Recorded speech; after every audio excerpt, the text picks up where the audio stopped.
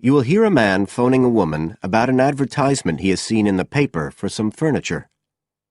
First, you have some time to look at questions 1 to 5.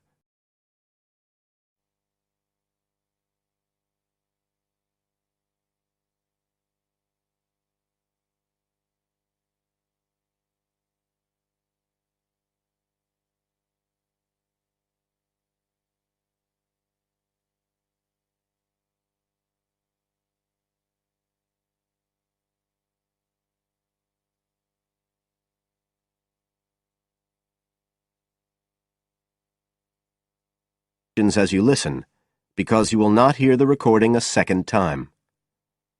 Listen carefully and answer questions 1 to 5.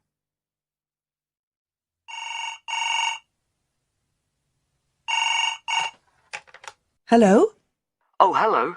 I'm ringing about the advertisement in yesterday's newspaper. The one for the bookcases. Can you tell me if they're still available? We've sold one, but we still have two available. Right. Can you tell me a bit about them? Sure. What do you want to know? Well, I'm looking for something to fit in my study. I'm not too worried about the height, but the width's quite important. Can you tell me how wide each of them is?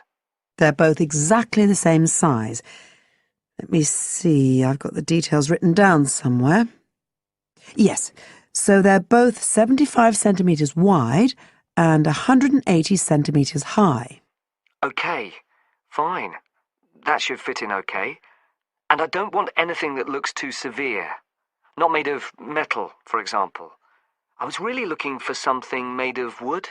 That's all right. They are, both of them. So, are they both the same price as well? No, the first bookcase is quite a bit cheaper. It's just £15. We paid £60 for it just 5 years ago, so it's very good value. It's in perfectly good condition. Well, they're both in very good condition, in fact. But the first one isn't the same quality as the other one. It's a good, sturdy bookcase. It used to be in my son's room, but it could do with a fresh coat of paint. Oh, it's painted. Yes, it's cream at present. But as I say, you could easily change that if you wanted, to fit in with your colour scheme. Yes, I'd probably paint it white if I got it. Let's see, what else? Oh, how many shelves has it got? 6. 2 of them are fixed, and the other 4 are adjustable, so you can shift them up and down according to the sizes of your books. Right, fine. Well, that certainly sounds like a possibility. Before you hear the rest of the conversation, you have some time to look at questions 6 to 10.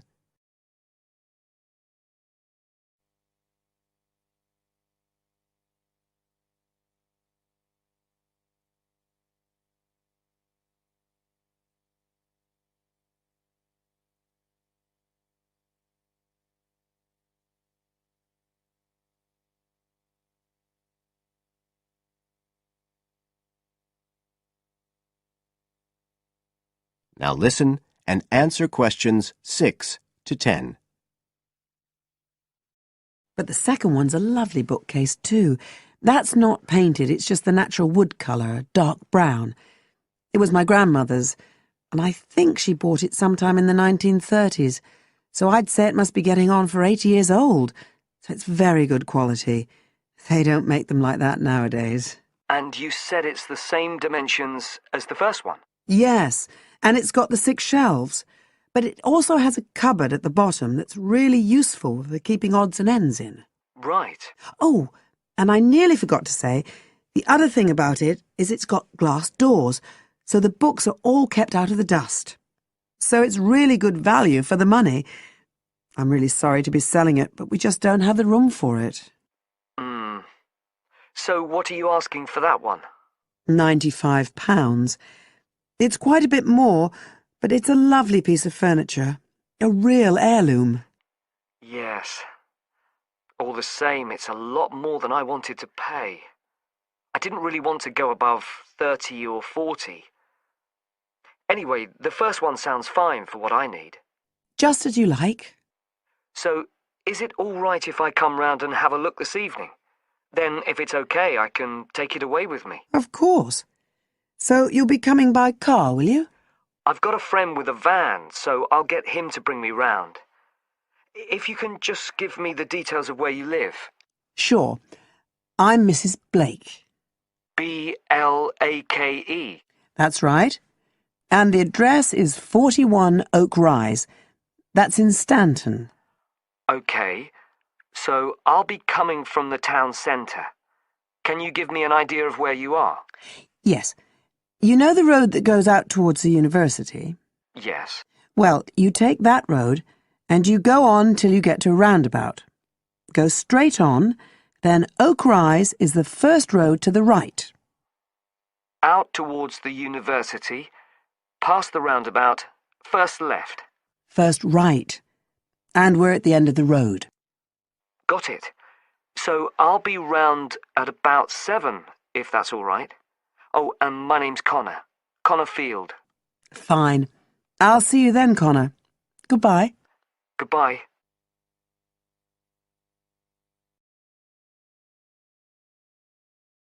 That is the end of part 1. You now have half a minute to check your answers.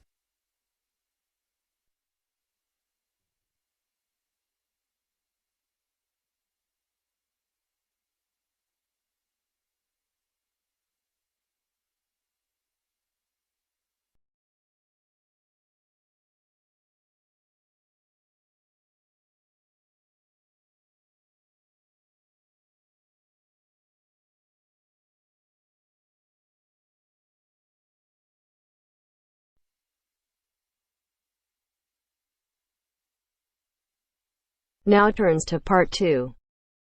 Part 2. Section 2.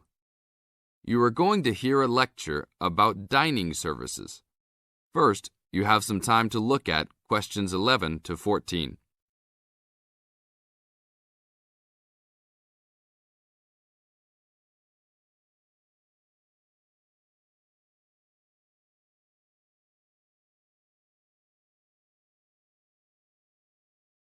Now listen to the tape and answer questions 11 to 14.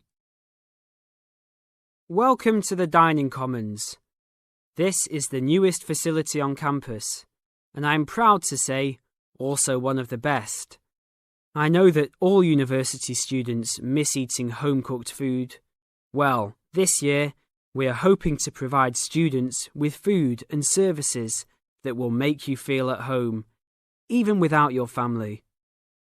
The administration has been listening to the voice of the students. Students gave us frequent suggestions last year as to how we could improve the university. One of the most frequent suggestions was improving the dining options. We have been working hard all summer to come up with ideas that will make student life in the dormitories more pleasant. One of the new options we are offering in the dining facilities is variety in student meals. Last year, there was a set menu for every dinner, so if students didn't like the food, there was no choice. Students had to eat whatever was served. But this new dining facility has 3 completely unique areas, each with a different theme. At every meal, there will be 3 options for students to choose from. For example, there might be Italian food at station number 1, which might consist of pizza and pasta. At station number 2, there would be American food, consisting of hamburgers and hot dogs. At station number 3, there could be vegetarian soups and salads, accommodating all the vegetarians. We hope that with the greater selection of food, all students will find something to their liking. Now look at questions 15 to 20.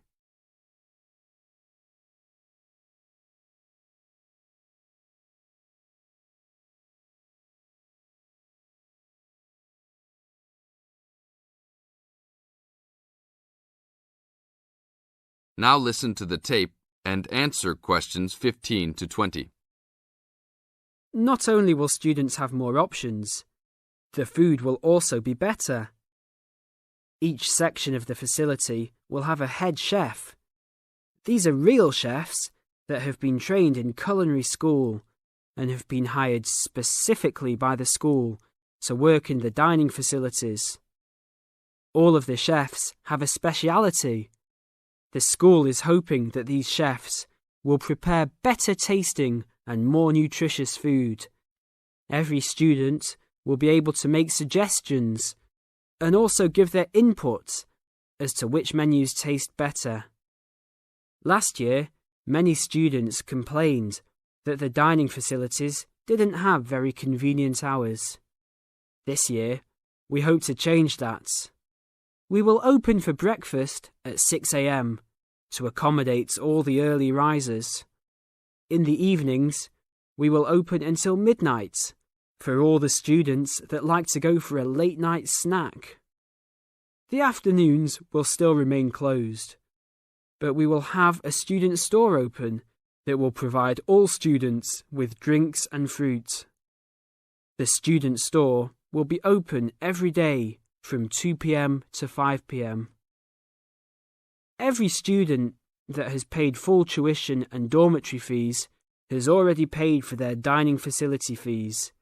Students can eat at any time and in any amount for free.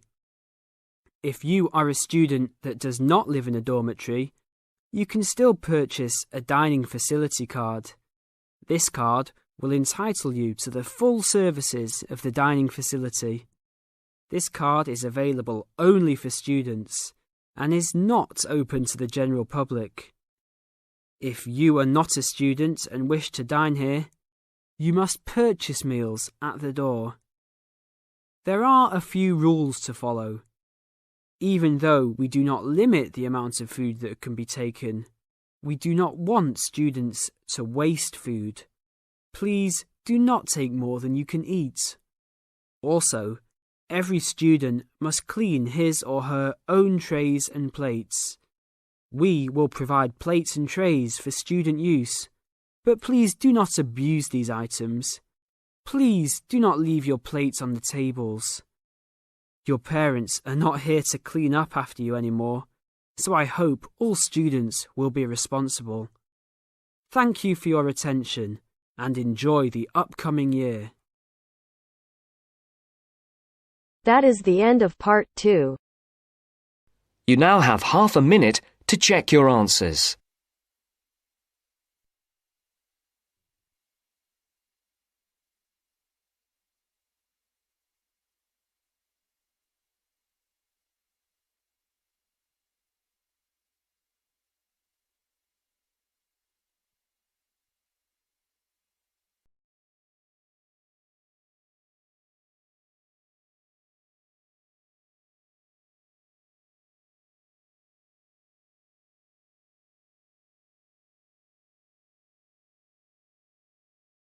Now turns to part 3. Part 3. You will hear a conversation about shopping. Masahiro is an international student who has just arrived from Japan, and Anna and Will are doing some shopping with him. You have some time to read questions 21 to 26 first.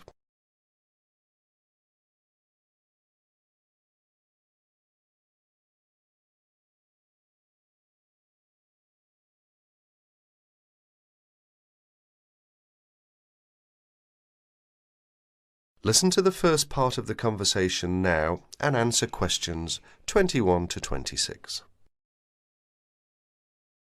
Here we are, guys. I'm going to stop by Bergner's first. I might just get lucky today. Who knows? Some of their dresses might be on sale. Bergner's? It's a fairly well-known department store, sort of like Penny's. They've got some quality stuff. Do you want to check it out? Why not? I need to get something for Lisa's birthday. She's into name brands. Any suggestions? A Gucci handbag or a Calvin Klein t-shirt might be nice. Designer perfume is another option. Which reminds me, I have a 15% discount coupon for Learners and Pennies.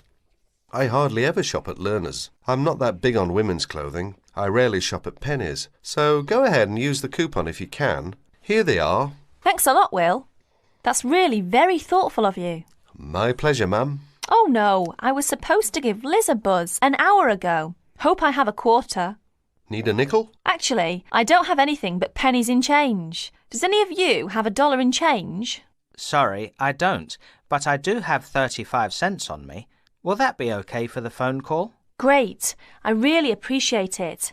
I'll make it quick. Do you guys want to go ahead? We'll wait. Just don't forget us. I won't. Why don't we just meet here in 30 minutes? Sounds good. I guess I'll just look around.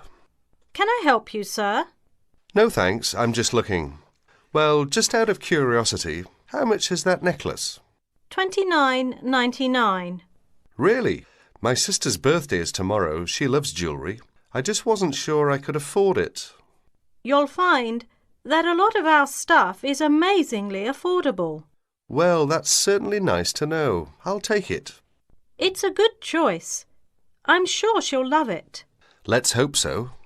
Cash or charge, sir? Charge, please. Do you accept Discoverer? Yes, we do. Great. That comes to $31.99 with tax. Please sign next to X. Do you need some help, sir? Well, I'm looking for... Let's see. I've forgotten the name again. It's used to make fresh coffee. A coffee maker? That's right. Well, we have a few in kitchenware, which is upstairs. Thank you. You're welcome. Oh, there you are, Masahiro. What did you get? Just a simple coffee maker. Good choice. And you, Will? Find anything interesting? A necklace for Stephanie's birthday. Lucky her. Did you get anything? Just a couple of silly earrings that I liked. I did a lot of window shopping. That can't hurt. True. Well, do you guys need anything else from this place? One last thing. Oh no, I've forgotten what you call it. Just describe it and we'll probably figure out what it's called. It's a crystal container for flowers with long stems. I need to get one for my mum. Oh, a vase. That's it. They should have a bunch in giftware. Let's go to get one. I'm going to have to stop by Jewel on my way home. Is that okay with you guys? I'm almost completely out of groceries. No problems. I could pick up a couple of things too. Look at questions 27 to 30.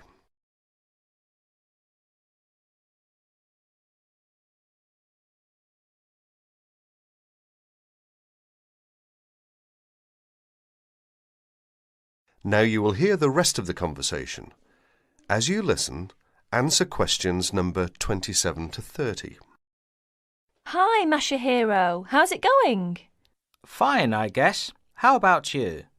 Busy? Guess who's coming our way? Hi guys, what's up? Nothing much. We just ran into each other. That's nice. So, Mashiro, how's the coffee maker working? Actually, it doesn't work well. It was a waste of money. I guess I should have shopped around for a good one. Why don't you take it back? I'd like to, but I've misplaced the receipt. Well, if it's any consolation, my shopping wasn't all that great either. I wish I'd never bought Stephanie a necklace. Just last night she was telling me how she wished she had Liz Taylor's new perfume. She did not like my gift at all. That makes 3 displeased shoppers. Guess what? The camera I bought and shipped to Mike just this morning is now on sale. It's a pity that I bought it then. Then again, I guess I shouldn't complain. It was a good buy, even though I didn't get the best deal on it. Anyway, Masahiro, I suggest you look for that receipt and just go to the complaints department and say, I'd like to exchange this, please. It's as simple as that. And Will, it's not too late for you to ask for a refund. That is the end of part 3. You now have half a minute to check your answers.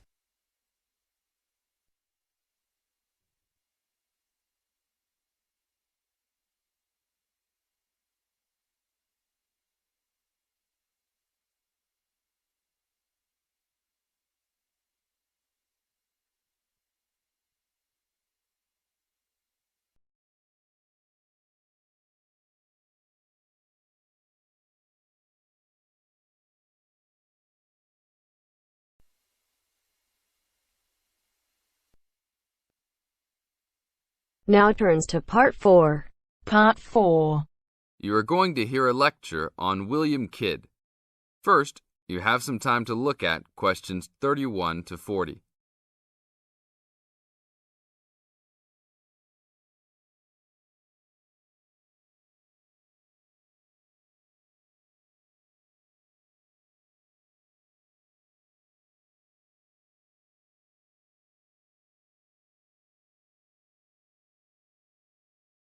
Now listen to the tape and answer the questions. A Pirate Story, William Kidd. William Kidd, who was better known by the name Captain Kidd, was a 17th century British privateer and semi-legendary pirate who became celebrated in English literature as one of the most colourful outlaws of all time. Fortune seekers have hunted his buried treasure in vain through succeeding centuries. Kidd's early career is obscure. It is believed he went to sea as a youth. After 1689, he was sailing as a legitimate privateer for Great Britain against the French in the West Indies and off the coast of North America. In 1690, he was an established sea captain and shipowner in New York City, where he owned property. At various times, he was dispatched by both New York and Massachusetts to rid the coast of enemy privateers.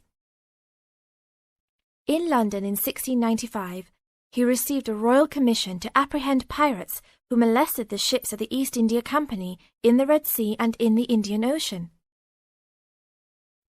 Kidd sailed from Deptford on his ship, the Adventure Galley, on February 27, 1696, called at Plymouth, and arrived at New York City on July 4th to take on more men. Avoiding the normal pirate haunts, he arrived by February 1697 at the Comoro Islands off East Africa.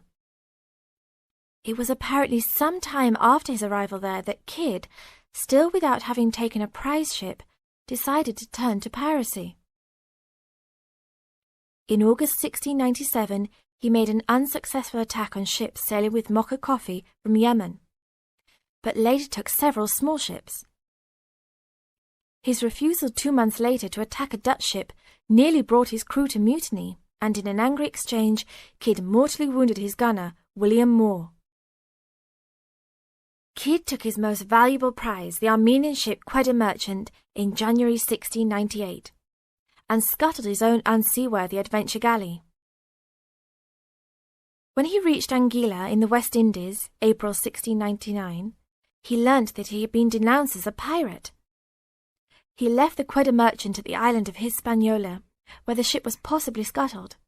In any case, it disappeared with its questionable booty, and sailed in a newly purchased ship, the Antonio, to New York City, where he tried to persuade the Earl of Bellamont, then colonial governor of New York, of his innocence. Bellamont, however, sent him to England for trial, and he was found guilty, May 8th and 9th, 1701, of the murder of Moore and on 5 indictments of piracy. Important evidence concerning 2 of the piracy cases was suppressed at the trial, and some observers later questioned whether the evidence was sufficient for a guilty verdict. Kidd was hanged, and some of his treasure was recovered from Gardiner's Island off Long Island. Proceeds from his effects and goods taken from the Antonio were donated to charity. In years that followed, the name of Captain Kidd has become inseparable from the romanticized concept of the swashbuckling pirate of Western fiction. Among other stories concerning caches of treasure he supposedly buried is Edgar Allan Poe's The Gold Bug. That is the end of Part 4. You now have half a minute to check your answers.